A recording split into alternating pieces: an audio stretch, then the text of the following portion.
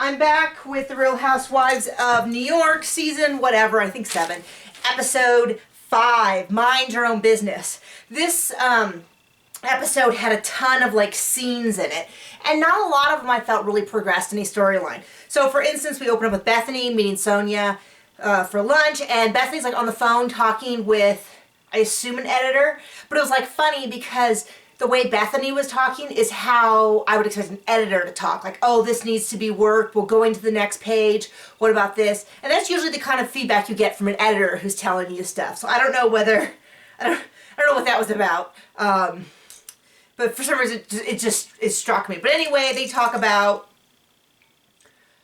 where she's at and that Bethany's invited to this fashion thing that Sonia has. And Sonia does, you know, Bethany like asks her like, well, what is your brand? She's like, oh, well, people tell me my brand isn't, you know, Bethany's like, no, well, you are in charge of your brand. And I get where Bethany's coming from, but it's very clear that people are coming to Sonia to say, Sonia, your brand is this, and you should get on board with what we're trying to do. And they think that having Sonia and the free, you know, Bravo advertisement throughout the season will get them investors. And then clearly they, you know, at some point everybody goes, this is ridiculous. Like, our toaster oven's like a big industry that we need. Like, that Skinny Girl blender, like, yeah, I'm gonna buy that. A big freaking toaster oven? Probably not. I mean, well, I'm not buying the blender, but I would consider it. Anyway, they later on, Bethany's already been clued in about that Sonia's kind of a little wacky. Now, I'm going to say I freaking love these scenes involving Sonia's businesses. I love them because they are crazy. Like, over the top, out of control, delusional, and it makes me feel like a freaking genius. Because even me, who does not have a fashion line, knows that you can't like put together a fashion line, put it into the stores, and not have buyers like months ahead of time. And by the way, she was on Watch What Happens Live. She says it's still happening, but it's like, it's spring, you know? Anyway, and what I love is that her team is as delusional as she is. So Bethany's like, you don't have any buyers? And they're like, are you in the fashion industry? And she's like, well, yeah, I have a shapewear. Oh, shapewear. Oh, well, we have, you know, a blankety blank size office. And they get really, I feel kind of like for not being housewives, they were a little too much.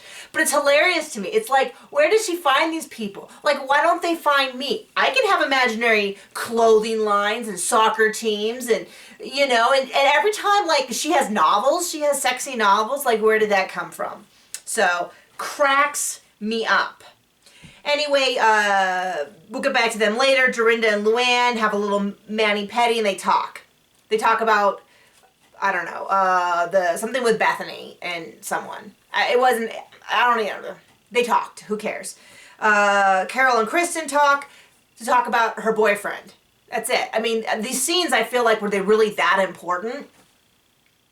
Sonia and Ramona, they're going to go to one of their big trips for this season. I can't imagine it's the only trip. For Ramona's birthday, they're going to go to Atlantic City.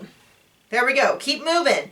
Dorinda and her daughter, she gets some dating advice. Keep moving. Kristen, she's got a blog, and it cracks me up because she's like, oh, I'm doing a blog. But she's got like 6 people with her to go do one of those fashion blogs. And like, I don't have a problem with blogs. Like, she definitely should be trying to cash in on this show. Like, she should be doing a blog, and she might as well have an international fashion brand. I mean, I don't care. But it's just funny to me because most of these people who really do these blogs and are pretty successful start, you know, like they do their own pictures, or they have like their best buddy do it or something. But she's got like an intern and a photographer, and she's out there with like 5 people, and I'm like, I could have a kick-ass blog if I had assistants. Instead, I've got like a little tripod balanced on a dresser while I sit on a bed. That might be why I'm not cashing in on this. Of course, neither is she, so maybe I have as good a blog as her. So let's catch forward. Dorinda has a party and everybody comes with their significant others. Blah, blah, blah. Ramona's upset because, and you do see Sonia come in and not acknowledge Ramona. So Ramona's heard about that, and then Sonia's like, oh, Ramona's avoiding me.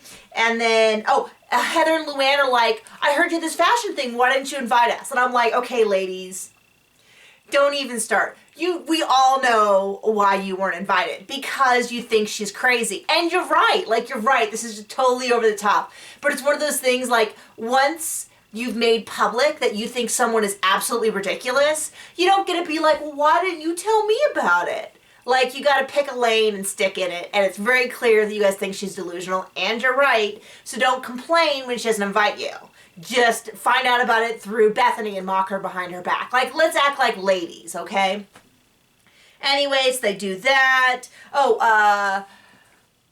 They made it look much worse in the commercials, but finally Carol and Luann talk.